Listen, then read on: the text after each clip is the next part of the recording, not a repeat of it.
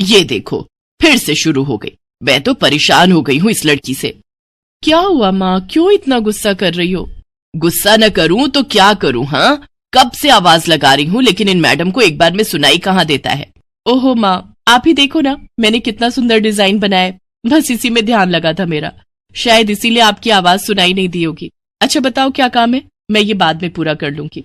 कुछ काम नहीं, खाने की थाली कब से लगा कर रखी है, अब महारानी को फुर्सत मिल गई हो तो चलकर खा लो।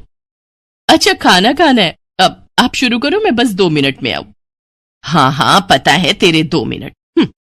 इतना कहकर हिना की माँ सुमित्रा गुस्से में वहां से चली गई और फिर खाने की मेज पर। अरे क्या हो गया, इतने गुस्से में क्यों हो भाग्यवान? अब आप ही समझा लीजिए अपनी लाडली को, मेरी तो एक नहीं सुनती। हाँ तो क्या हो गया, तुम पे ही तो गई है। आपको मजाक सूझ रहा है? यहाँ मेरा दिमाग खराब हो रहा है, सारा दिन बस मेहंदी के डिजाइन बनाती रहती है और कोई काम ही नहीं है इसे। इसका मतलब वो सच में तुम पर ही गई है। तुम्हें भी तो मेहंदी लगाने का बड़ा शौक था ना इस उम्र में।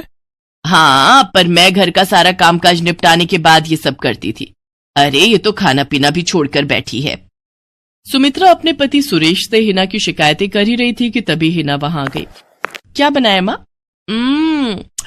खुशबू तो बड़ी अच्छी आ रही है। मिल गई तुझे फुर्सत। हाँ माँ, देखो ना मेरा आज का डिजाइन, पापा देखिए ना कैसा है। सच में डिजाइन तो वाकई बढ़िया बनाया है लाडो। ये लाडो बोल बोल कर आपने ही इसका दिमाग खराब करके रखा है। मेरी जान को कितना काम है पता है, ती जा रही है, मगर ये लड़की मेरी बिल्कुल मदद नहीं करती। ओहो, आज सिर्फ खरी खोटी ही सुनाओगी या कुछ खाना भी मिलेगा भाग्यवान? सुरेश की बात सुनकर सुमित्रा की हंसी निकल गई और उसे हंसता देख सभी लोग हंसने लगे। हिना अपने माता पिता की अकेली संतान थी। हिना को बचपन से ही मेहंदी के नए नए डिजाइन बनाने का बड़ा शौक था। वो कागज पर रोज कुछ न कुछ नया बनाने की कोशिश करती और फिर उसे अपने या अपनी माँ के हाथों पर लगाती। हिना के कॉलेज की पढ़ाई भी अब पूरी हो गई थी, तो अब उसके लिए रिश्ते आने भी शुरू हो गए थे। अरे सुमित्रा कहाँ हो, जल्दी आओ। क्या हुआ जी? जरा इस फोटो को तो देखो, कैसा है लड़का? दिखने में तो बहुत ही बढ़िया है। हाँ, वो कानपुर वाले फूफा जी है ना, उन्होंने बताया है इस लड़के के बारे में। अपनी हिना के लिए कैसा रहेगा? लड़का काम क्या करता है और परिवार में कौन कौन है? फूफा जी बता रहे थे कि कानपुर में इनका अपना कारखाना है, वहां ये अपना दोने पत्तल और डिस्पोजल वगैरह बनाते हैं। ये अच्छा पैसा कमा लेता है, फूफा जी की रिश्तेदारी में है। हाँ, पर उससे पहले ये फोटो एक बार हिना को तो दिखा दो, उसे लड़का पसंद आ जाए तभी बात आगे बढ़ानी चाहिए ना। अरे हाँ, ये भी सही कह रही हो। लाडो, ओ लाडो, अरे कहाँ है बिटिया? सुरेश ने फौरन जाकर कमल की फोटो हिना को दिखाई तो हिना को भी कमल पसंद आ गया। उधर कमल को भी हिना पहली ही नजर में भाग गई और इस तरह से कुछ ही दिनों में कमल और हिना की शादी खूब धूमधाम से हो गई। शादी के बाद कमल और हिना अपनी गृहस्थी में बहुत खुश थे। फिर एक शाम। ये क्या लिख रही हो हिना? लिख नहीं रही हूँ, मेहंदी का डिजाइन बना रही हूँ। अच्छा, पर कागज पर क्यों? प्रैक्टिस तो रोज ही करनी होती है ना, तो इसीलिए कागज पर डिजाइन बनाती हूँ। अच्छा, अब जरा दिखाओ तो सही। अरे वाह, ये डिजाइन क्या सच में तुमने बनाया है? हाँ अच्छा है ना, अब मैंने और भी बनाकर रखे हैं, रुकिए मैं भी लेकर आती हूँ। हिना ने अपने बनाए सारे डिजाइन्स कमल को दिखाए, जो कमल को बहुत पसंद आए और उसने हिना की खूब तारीफ की। सब कुछ अच्छा चल रहा था और ऐसे ही हंसी खुशी दिन बीत रहे थे। लेकिन फिर एक सुबह। हेलो, क्या हुआ राठी जी, इतनी सुबह सुबह फोन क्यों किया? सर आप जल्दी से आ जाइए, गजब हो गया, अपनी फैक्ट्री में आग लग गई है सर, सब कुछ जल गया सर, कुछ भी नहीं बचा सर, जल्दी आ जाइए आप। फोन पर अपने मैनेजर की बात सुनकर कमल के पैरों तले जमीन खिसक गई। फैक्ट्री पहुंचा तो देखा वाकई फैक्ट्री पूरी तरह से जल रही थी। तभी एक जलती हुई बड़ी सी लकड़ी कमल पर आ गिरी, जिसकी वजह से वो बुरी तरह झुलस गया। उसे फौरन अस्पताल पहुंचाया गया और यहाँ से सब कुछ बदल गया। फैक्ट्री के काम को बढ़ाने के लिए कमल ने हाल ही में कई सारी नई मशीनें लोन पर खरीदी थी। मशीनें तो नहीं बची, लेकिन लोन चुकाने के चक्कर में पहले कमल की गाड़ी बिकी और फिर घर। मजबूर होकर कमल और हिना अब किराए के मकान में रहने लगे थे। फिलहाल कमल की हालत ऐसी नहीं थी कि वो कोई और काम कर सके। ऐसे में हिना ने घर चलाने का जिम्मा उठाया और वो घर घर जाकर औरतों के हाथों पर मेहंदी लगाने लगी। हालांकि इस काम से उसे बहुत कम पैसे ही मिल पा रहे थे, लेकिन हिना फिर भी पूरी मेहनत कर रही थी। क्या से क्या हो गया ना हिना, मैं किसी काम का नहीं रहा, हम बर्बाद हो गए। मैंने कहा था तुम्हें रानी बनाकर रखूंगा, मगर मेरे रहते हुए भी तुम्हें कितना संघर्ष करना पड़ रहा है। ऐसा क्यों कह रहे हैं आप बिल्कुल चिंता मत कीजिए, देखना धीरे धीरे सब ठीक हो जाएगा। हिना चाहती थी कि वो अपना एक पार्लर खोले, लेकिन फिलहाल ये मुमकिन नहीं था। मेहंदी लगाने का काम भी सीजन पर ही मिल पाता था, तो अब दिक्कत खाने पीने की भी होने लगी। ऐसे में हिना ने एक सेठ के घर मेड का काम करना शुरू कर दिया। और फिर एक दिन, सुन, तुझे कोई मेहंदी वाली पता है क्या? क्यों मैडम? अरे वो तीज आ रही है ना, तो मेहंदी लगवानी थी। हाँ, बाहर इतनी गर्मी है, अब ऐसे में कौन बाहर जाए, तो घर पर ही आकर कोई लगा दे तो बढ़िया रहेगा। अब हाँ मैडम, मैं बहुत अच्छी मेहंदी लगाती हूँ, आप मुझसे लगवा लो। ना ना ना, अगर खराब कर दी तो? तीज की पार्टी है मेरे यहाँ, मेहंदी तो बढ़िया ही लगवानी है मुझे। मैडम आप बिल्कुल चिंता मत कीजिए, और रुकिए, मैं अभी आपको कागज पर मेहंदी का डिजाइन बनाकर दिखाती हूँ, फिर आगे आप ही तय करना। इतना कहकर हिना ने फौरन एक कागज लिया और कुछ ही देर में उस पर एक बहुत ही सुंदर मेहंदी का डिजाइन बना दिया। और फिर, अरे वाह, ये तो सच में बहुत सुंदर है, बिल्कुल नया और बहुत ही खूबसूरत डिजाइन है। अब तो ये डिजाइन मेरे हाथ पर भी सेम टू सेम लगा देगी ना? हाँ मैडम, आप मुझ पर विश्वास कीजिए, मैं बचपन से ये करती आई हूँ। उस दिन हिना ने पूरे मन से अपनी मालकिन के दोनों हाथों पर मेहंदी लगाई। हिना ने जो डिजाइन बनाया था वो एकदम नया था और सुंदर भी। फिर अगले दिन, नमस्ते साहब, वो आपको कुछ? हाँ, मैं तुम्हारा ही इंतजार कर रहा था। ये कल शिवानी के हाथों पर तुम ही ने मेहंदी लगाई थी ना? जी साहब, मैंने ही लगाई थी। अब कोई गलती हो गई क्या मुझसे? नहीं, ऐसी कोई बात नहीं है, बस ये जानना था तुमसे कि मेहंदी का वो डिजाइन कहाँ से देखकर लगाया तुमने? कहीं से नहीं साहब, वो तो मैंने खुद से सोचा था, मैं कभी कहीं से देखकर डिजाइन नहीं बनाती। अच्छा, अगर ऐसा है तो जरा ये कागज और जरा इस पर एक मोर की थीम पर बेस्ड एक डिजाइन बनाकर दिखाओ, पर याद रहे डिजाइन बिल्कुल नया होना चाहिए। जी साहब, बस 2 मिनट दीजिए। हिना ने बस कुछ मिनटों के अंदर वो करके दिखा दिया, जिसे देखकर उसका मालिक साहिल मल्होत्रा हैरान रह गया। वाह, सच में कमाल है ये तो। अब तुमने डिजाइनिंग सीखी है क्या कहीं से? नहीं साहब, सीखी तो नहीं, लेकिन मुझे बचपन से ही शौक है मेहंदी लगाने का, तो बस इसीलिए। समझ गया। देखो हिना, तुम्हारा हुनर लाजवाब है और तुम्हें अपने इस हुनर को ऐसे बेकार नहीं जाने देना चाहिए। जी मतलब? तुम्हें पता है ना, मेरी फैक्ट्री में लेडीज कपड़ों के लिए कपड़ा बनता है, लेकिन काफी समय से मैं परेशान हूं, क्योंकि सूट साड़ियों वगैरह के लिए मेरे पास नए डिजाइन की कमी पड़ गई है। लेकिन अब लगता है ये कमी नहीं रहेगी। बोलो, बतौर डिजाइनर मेरे लिए काम करोगी तुम? जी साहब, बिल्कुल करूंगी। ये हिना के लिए सपने के सच होने जैसा था। अब वो काम वाली बाई से एक डिजाइनर बन गई। वो साहिल की फैक्ट्री में बनने वाले कपड़ों के लिए हर रोज नए नए डिजाइन बनाने लगी, और इसके बाद साहिल के फैक्ट्री में बनने वाले कपड़े की डिमांड काफी बढ़ गई, और इसके चलते हिना को भी उसके काम की बढ़िया सैलरी मिलने लगी। हिना अब अपनी कमाई से न सिर्फ अपना घर खर्च चलाने लगी, बल्कि उसने शहर के बढ़िया डॉक्टर से कमल का इलाज भी कराया, जिससे कमल बहुत जल्दी ठीक हो गया और उसने भी काम करना शुरू कर दिया। पर इस सब में पूरा 1 साल बीत गया और एक बार फिर से तीज का त्योहार आया। देखिए तो कैसी लग रही हूं मैं? बिल्कुल चांद जैसी लग रही हो। हिना ने नई हरे रंग की साड़ी पहनी हुई थी, जो उसने खुद डिजाइन की थी, और वाकई वो उसमें बहुत ही सुंदर लग रही थी। हिना, तुम सच में बहुत बहादुर हो। मैं तो उस हादसे के बाद उठकर खड़ा ही नहीं हो पाता, लेकिन तुमने सब कुछ ठीक कर दिया। तीज का ये त्योहार ही इसलिए है जी, मैं आपको कभी कुछ नहीं होने दूंगी।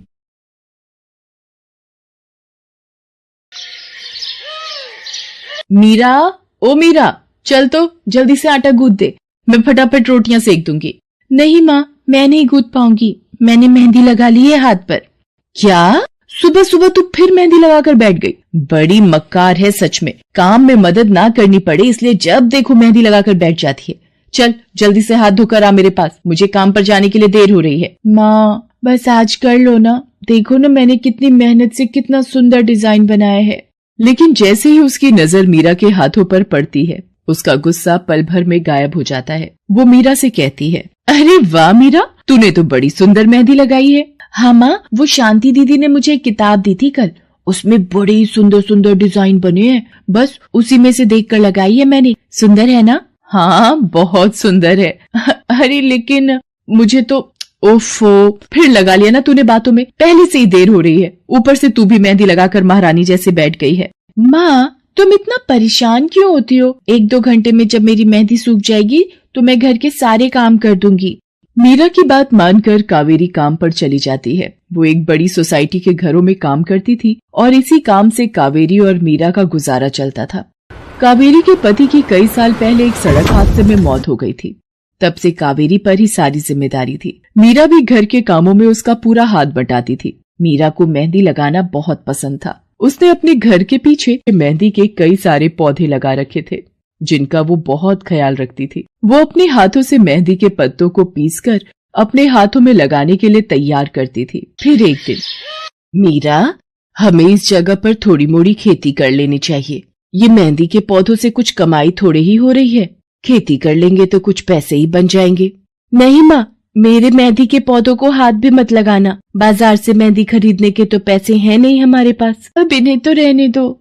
ये कहते हुए मीरा की आंखों में आंसू थे। कावेरी उसके सिर पर हाथ रखते हुए कहती है, मीरा, मैं जानती हूँ तुझे मेहंदी लगाना बहुत अच्छा लगता है, लेकिन बेटा अपनी हालत तो तुझे पता ही है ना, मैं कितनी मुश्किल से। माँ, सब समझती हूँ मैं, जाओ कर लो जो करना है। इतना कहकर मीरा रोते हुए वहाँ से चली जाती है। कावेरी को उसके लिए बुरा लग रहा था। वो मीरा की मेहंदी के पौधों को कुछ नहीं करती। ऐसे ही कई दिन गुजर जाते हैं। ज्यादा काम करने की वजह से कावेरी की तबीयत खराब रहने लगी। वो बहुत जल्दी जल्दी बीमार पड़ने लगी। तो मीरा ने उससे कहा, माँ, तुम रहने दो, तुम्हें बुखार है, रात भर सोई नहीं हो, मैं चली जाती हूँ काम पर। नहीं मीरा, तू कैसे? ना, नहीं, मैं ठीक हूँ, मैं जाती हूँ। कावेरी जैसे ही उठकर चलने की कोशिश करती है, अचानक उसे चक्कर आ जाता है। मीरा उसे सहारा देकर बिस्तर पर लिटा देती है और उससे कहती है, बस माँ, अब तुम आराम करोगी और काम पर अब से मैं जाऊंगी। कावेरी घर पर रहकर आराम तो कर रही थी, लेकिन वास्तव में उसे अच्छे इलाज की भी जरूरत थी, जिसके लिए पैसे थे नहीं। दूसरी तरफ अब हर रोज मीरा काम पर जाती और लौटकर घर के भी सारे काम उसे ही करने पड़ते थे। इस सब में उसे मेहंदी लगाने का बिल्कुल भी वक्त नहीं मिल पाता था। मीरा, कितने दिन हो गए तूने मेहंदी नहीं लगाई? हाँ माँ, बस मन नहीं कर रहा। अच्छा, मेहंदी लगाने का तेरा मन नहीं? मैं सब जानती हूँ। मैंने बिस्तर पकड़ लिया है और मेरी फूल सी बच्ची पर सारे काम पड़ गए हैं। अब बस बहुत हो गया आराम। मीरा, जा, तू जाकर मेहंदी लगा ले, आज मैं जाऊंगी काम पर। नहीं माँ, तुम कहीं नहीं जाओगी, मैं कर लूंगी सब। और मैं सच बोल रही हूँ, मैं बड़ी हो गई हूँ, ये मेहंदी वेहंदी का मुझे शौक नहीं। इतना कहकर मीरा काम पर जाने के लिए घर से निकल जाती है। कावेरी की आंखों में आंसू आ जाते हैं।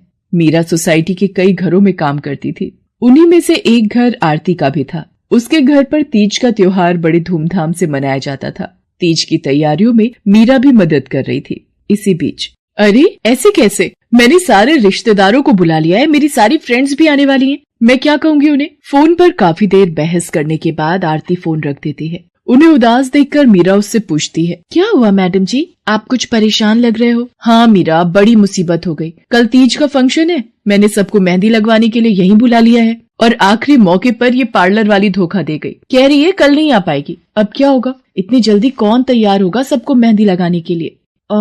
मैडम जी, वैसे मैं भी ठीक ठाक मेहंदी लगा लेती हूँ। अरे हाँ, कावेरी ने मुझे बताया तो था एक बार कि तुझे मेहंदी लगाने का बहुत शौक है। वैसे मुझे तो कोई परेशानी नहीं है। तू देख ले बेटा, बहुत सारे हाथ लगाने होंगे और मेहंदी बढ़िया लगनी चाहिए सबके।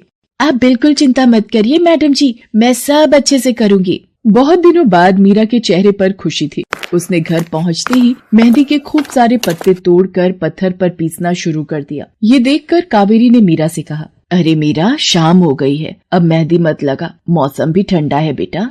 ये मेहंदी मैं अपने लिए नहीं पीस रही माँ, वो 5वें फ्लोर वाली मैडम जी है ना, कल उनके यहाँ लगानी है। अच्छा बेटा, पर ध्यान से बेटा, वो बड़े लोग हैं, कोई गलती ना हो जाए। माँ, तुम बिल्कुल चिंता मत करो, मेहंदी लगाने में मुझसे कभी कोई गलती हो ही नहीं सकती। मीरा खूब सारी मेहंदी तैयार करके अगले दिन आरती के घर पहुंच जाती है। वो अपनी मेहंदी को कोन में भरने लगती है कि तभी आरती की एक फ्रेंड आरती से, आरती, ये किसे बुला लिया तुमने? मैंने जिस पार्लर का नंबर दिया था तुम्हें, उससे बात नहीं हुई क्या? हुई तो थी, लेकिन उसने आखिरी वक्त पर मना कर दिया। तुम बिल्कुल चिंता मत करो, ये मीरा है, मेरी हाउसमेड है ना कावेरी, ये उसी की बेटी है, बहुत अच्छी मेहंदी लगाती है ये।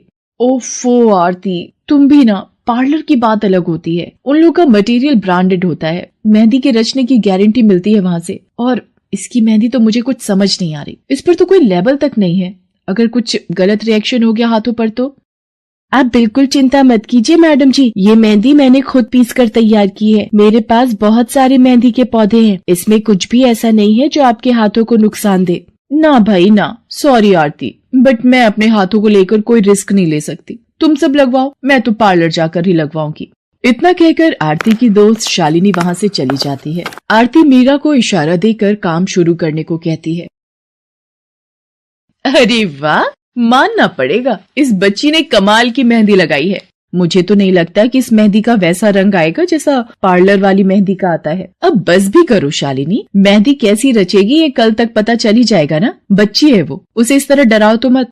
अरे मुझे क्या, मेरे हाथ कौन सा खराब होने वाले हैं, तुम ही लोग लगवाओ और तुम ही भुगतना। शालिनी गुस्से में वहाँ से चली जाती है। उसे पूरा यकीन था कि मीरा की मेहंदी रचेगी नहीं, साथ ही हाथों पर उसका गलत रिएक्शन भी हो सकता है, लेकिन जो हुआ वो इससे बिल्कुल अलग था। अगले दिन मीरा के घर पर। अरे मैडम जी, आप यहाँ? आपने तो आज काम पर आने के लिए मना किया था ना, मैं इसीलिए नहीं आई। हाँ हाँ, कल तुम कितना थक गई थी, इसीलिए मैंने आने को मना किया। मैं यहाँ तुम्हें काम पर बुलाने नहीं बल्कि किसी और काम से आई हूँ। अंदर नहीं बुलाओगी? अरे माफ कीजिएगा मैडम जी, आइए अंदर आइए। आरती को देखकर कावेरी भी बिस्तर से उठकर खड़ी हो जाती है। आरती के साथ उसकी दोस्त शालिनी भी थी। मीरा उन दोनों को पानी देते हुए कहती है, ये लीजिए मैडम जी, मेहंदी तो ठीक से रची ना मैडम जी? ये तुम्हें मैं नहीं शालिनी बताएगी। फिर शालिनी अपने हाथ मीरा की तरफ बढ़ा देती है। उसके हाथों पर कई जगह छाले पड़े हुए थे। ये देखकर मीरा उससे कहती है, अरे ये क्या हुआ मैडम जी? मैंने तुमसे मेहंदी नहीं लगवाई, उल्टा तुम्हारा अपमान करती रही, उसी की सजा मिली है मुझे। मैंने सबसे महंगे वाले पार्लर में जाकर मेहंदी लगवाई। मैंने उनसे जोर देकर कहा कि मेहंदी का रंग बहुत बढ़िया आना चाहिए।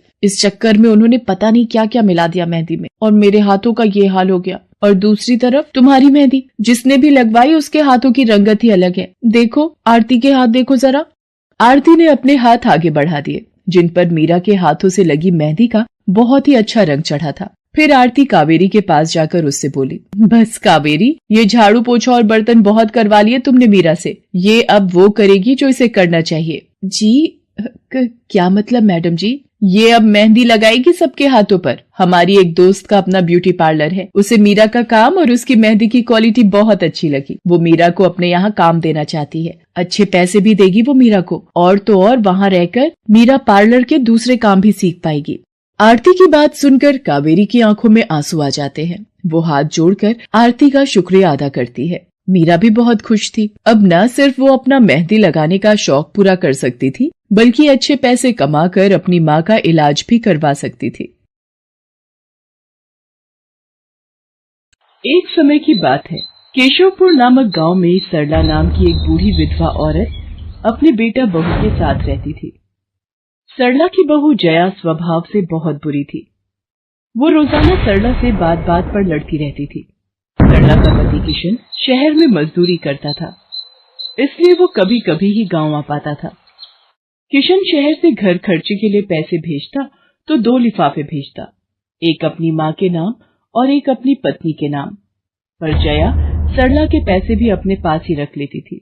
ऐसे ही एक दिन, ये सरला देवी और जया जी के नाम के मनी ऑर्डर हैं। लाओ लाओ भैया, जल्दी से मुझे दे दो। ये सरला देवी के हस्ताक्षर करके ही उन्हें मिलेगा। माँ जी आराम कर रही हैं, लाओ मैं अंगूठा लगवा कर लाती हूँ। ए बुढ़िया, जल्दी से इस कागज पर अंगूठा लगा दे। भैया मनी ऑर्डर मुझे दे दो। जया सारे पैसे अपने पास रख लेती है और अपने और बेटे बिट्टू के लिए खाने पीने की चीजें खरीद लाती है। माँ बहुत भूख लगी है। ये देख मैं तेरे लिए कितने सारे पकवान लाई हूँ, पूड़ी, छोले, समोसे, कचौड़ी। चल हम दोनों मिलकर खाते हैं, मजा आ जाएगा। जया बहू, बहुत भूख लगी है, सुबह से कुछ भी नहीं खाया है। अगर थोड़ा सा कुछ खाने को मिल जाता तो। पता नहीं इस बुढ़िया को कितनी भूख लगती है, जब देखो हम माँ बेटे के खाने पर नजर लगाती रहती है। ये ले पकड़, आधी कचौड़ी दे रही हूँ, अब रात तक कुछ खाने को नहीं मिलेगा। और तुझे तो मैंने बोला था कि कपड़े धो देना, तेरे से अभी तक कपड़े नहीं धुले। ये कचौड़ी खाकर चुपचाप सारे कपड़े धो देना, नहीं तो मुझसे बुरा कोई नहीं होगा। बेचारी सरला कचौड़ी का एक टुकड़ा खाकर भला क्या पेट भरती। वो फिर से दोबारा काम पर लग जाती है। एक दिन किशन शहर से वापस आने वाला था। जया को पता था कि जब किशन सरला से पूछेगा कि वो उसे पैसे बराबर भेजता है तो उसे मिलते हैं या नहीं। ये बात सोचकर जया थोड़ा घबरा जाती है और वो सरला से कहती है, ओ बुढ़िया, अगर तूने अपने बेटे से कहा कि तुझे उसके भेजे हुए पैसे नहीं मिलते तो मुझसे बुरा कोई नहीं होगा। वो तो एक दिन रहकर चले जाएंगे, उसके बाद जो मैं तेरा हाल करूंगी ना, फिर तू देखती रह जाएगी। इसलिए अपने बेटे के सामने दुखड़े रोने की कोशिश मत करना। नहीं बहू, मैं किशन को कुछ नहीं कहूंगी। माँ, मैंने तुम्हें पैसे भेजे थे, वो तुम्हें मिल गए थे ना? अरे आप बिना कैसी बातें करते हो? माँ जी को मैं बराबर से पैसे देती रहती हूँ। माँ जी, ये लो गरम गरम पनीर के पकौड़े, आप भी खाओ। किशन 2 दिन रहकर शहर वापस चला जाता है। जया फिर से अपने रूप में आ जाती है। दिन भर सरला काम करके एक दिन चक्की से आटा पिसवा कर लौट रही थी कि अचानक उसे चक्कर आ जाते हैं। रिक्शा में जाती एक लड़की देख लेती है। भैया, इन्हें उठाने में मेरी मदद करो, बेचारी पता नहीं कौन है। सुमन, ये तेरे साथ कौन है? ये रास्ते में बेहोश हो गई थी, मैं इन्हें घर ले आई, लगता है इन्हें होश आ गया है। अब कैसा लग रहा है आपको? मैं ठीक हूँ बेटी, तुम्हारा बहुत बहुत शुक्रिया बेटी। माँ जी, आप इतनी भारी आटे की बोरी अकेले ही उठा कर ले जा रही थी, आपके बच्चे या कोई? सरला की आंखों में आंसू आ जाते हैं, वो रो पड़ती है। माँ जी, कोई परेशानी है तो आप हमसे कह सकते हो, मुझे लग रहा है आप बहुत परेशानी में हो। क्या करूं बेटी, मैं इस जीवन से हार गई हूँ। सरला के दुख का घड़ा फूट जाता है और वो सारा दुख सुमन और बाकी लड़कियों को बताती है। अब इस संसार में जीने की कोई इच्छा नहीं है मेरी। माँ जी, ऐसा मत सोचिए, आप जीवन से यूं निराश मत होइए। अब आप अपनी बहू के पास वापस मत जाना, आप यहाँ हमारे साथ रहो। बेटी, तुम बहुत अच्छी हो, भगवान तुम्हारा भला करे। तुम लोग यहाँ गांव में रहती हो क्या? जी माँ जी, हम मेहंदी वाली हैं।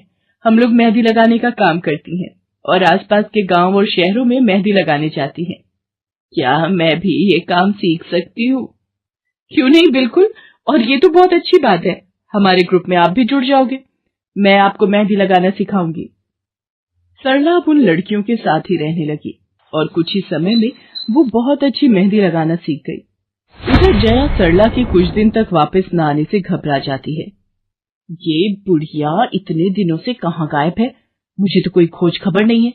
बिट्टू के बापू ने हम सबको अचानक शहर बुलाया है, वहां जाकर अब यही बोलना पड़ेगा कि बुढ़िया की तबीयत खराब थी इसलिए नहीं ला सकी। जया बिट्टू को लेकर किशन के पास शहर पहुंचती है। क्या हुआ जया, माँ तुम्हारे साथ नहीं आई? वो माँ जी की तबीयत कुछ ठीक नहीं थी, इसलिए मैंने उन्हें बोला कि वो गांव में ही रहें। बेकार में सफर करती तो उनकी तबीयत और खराब हो जाती। पर तुमने मुझे अचानक क्यों शहर क्यों बुला लिया? अरे वो हमारे सेठ जी की लड़की की शादी है, इसलिए उन्होंने बोला कि कोई ऊपर के कामों के लिए मिल जाए। मैंने सोचा तुम्हें बुला लेता हूँ, और माँ भी थोड़े दिन के लिए मेरे पास रह लेगी। चलो कोई नहीं, मैं तुम्हें मालकिन से मिलवा देता हूँ। देखो किशन, शाम को मेहंदी का समारोह है तो काम अच्छे से निपटाने हैं। जितने भी मेहमान आएंगे उनके स्वागत में कोई कमी ना होने पाए। आप चिंता मत करो मालकिन, सब हो जाएगा। ये मेरी पत्नी है, मैंने इसे गांव से बुला लिया है, ये सब संभाल लेगी। जया मेहंदी समारोह की तैयारियों में काम करवाने लगती है। सब मेहमान आने लगते हैं। रिचा, मेहंदी वाली अभी तक नहीं आई, कितने बजे का टाइम दिया था? मम्मी, मेरी उनसे बात हो गई है, बस कुछ ही देर में आती होंगी। लो वो आ गई। माँ जी, ये यहाँ कैसे? मेहंदी वाली लड़कियों के साथ? माँ यहाँ? जया, तुम तो कह रही थी कि माँ बीमार है और गांव में है, पर माँ मेहंदी वाली लड़कियों के साथ क्या कर रही है? मुझे कुछ समझ नहीं आ रहा। मैं माँ के पास जा रहा हूँ। माँ, तुम यहाँ इन सबके साथ? किशन बेटा, आप मेरे साथ इधर आइए, मैं आपको सब बताती हूँ। ये लड़की इनको सब कुछ बता देगी। शायद आप नहीं जानते हैं, आपकी पत्नी ने आपकी माँ पर बहुत जुल्म किए हैं, इसीलिए ये बेचारी अपना घर छोड़कर हमारे साथ रहने को मजबूर थी। सुमन किशन को सारी सच्चाई बताती है। सरला की आंखों में आंसू आ जाते। किशन सबके साथ जब घर आ जाता है। जया, तुम्हें शर्म आनी चाहिए, तुमने मेरी माँ के साथ इतना बुरा व्यवहार किया। तुम्हारी वजह से मेरी माँ दर दर भटक रही है। अब तुम मेरे साथ एक पल भी नहीं रहोगी। बिट्टू को मैं पाल लूंगा। अभी के अभी अपने मायके निकल जाओ। ऐसा मत कहो, मैं आप लोगों के बिना कैसे रहूंगी। मुझे माफ कर दो, मुझे माफ कर दो, मेरे से गलती हो गई। माँ जी मुझे माफ कर दो। किशन बेटा, मैं किसी से भी नाराज नहीं हूँ। जया बहू को माफ कर दे। गलती इंसान से ही होती है बेटा। मैंने जया बहू को माफ कर दिया। किशन जी आप चिंता मत कीजिए, आपकी माँ जी अब हमारे साथ ही काम करेंगी। उस दिन के बाद जया ने अपना व्यवहार बदल लिया। सरला ने मेहंदी लगाना नहीं छोड़ा। वो अपनी मेहंदी लगाने के काम को करती रही। जया को अपनी गलती का एहसास हो गया था। अब वो भी सरला की बहुत देखभाल करती थी।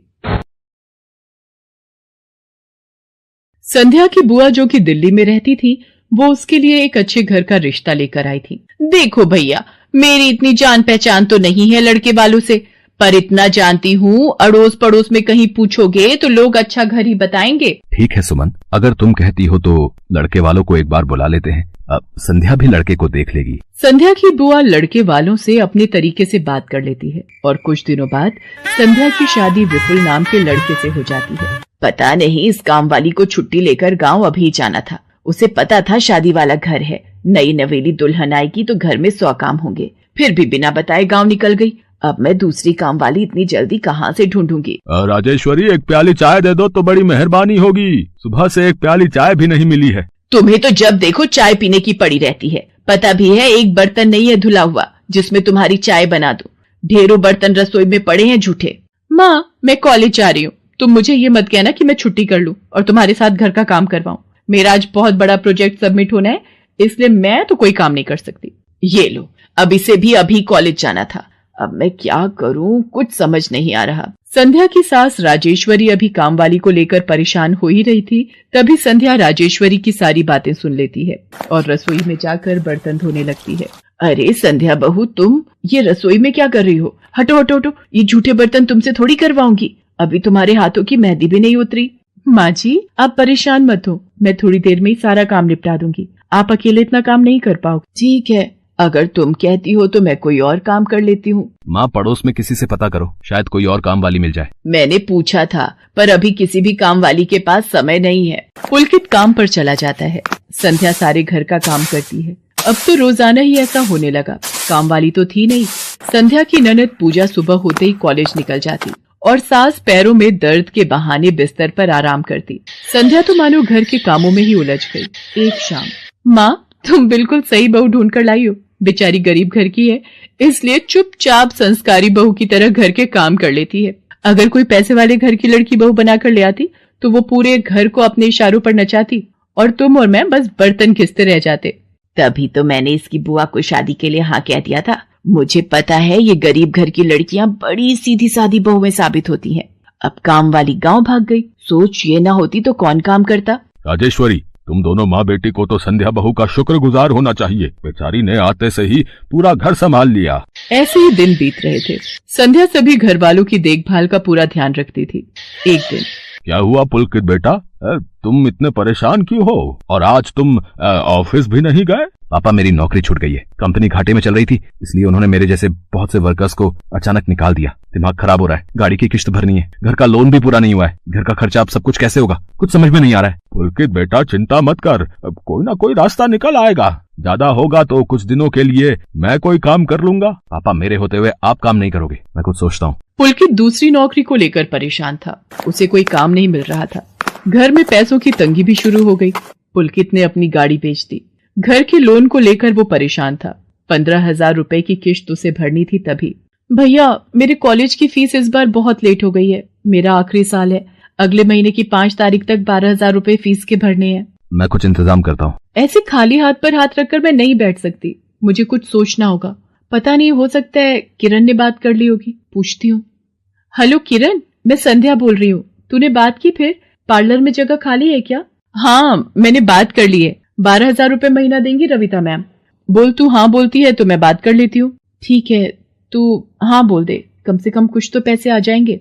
संध्या पुलकित से पार्लर में मेहंदी लगाने की नौकरी की बात करती है। पहले तो वो मना करता है, पर संध्या उसे समझाती है। पुलकित, मैं जानती हूँ आप परेशानी के दौर से गुजर रहे हो। मैंने आपसे शादी के बाद हर सुख दुख में साथ निभाने का वादा किया था, और आप परेशान मत हो, मैं घर और बाहर दोनों का काम एक साथ संभाल लूंगी। ठीक है संध्या, तुम कल से पार्लर में नौकरी के लिए जा सकती हो। अगले दिन से संध्या सारे घर के काम के साथ साथ पार्लर भी जाती और वहां पर पूरा दिन मेहंदी लगाने का काम करती और शाम के वक्त घर आती। संध्या बहुत मेहनत कर रही थी ताकि वो अपने परिवार की मदद कर सके। संध्या बहुत सुंदर मेहंदी लगाती थी।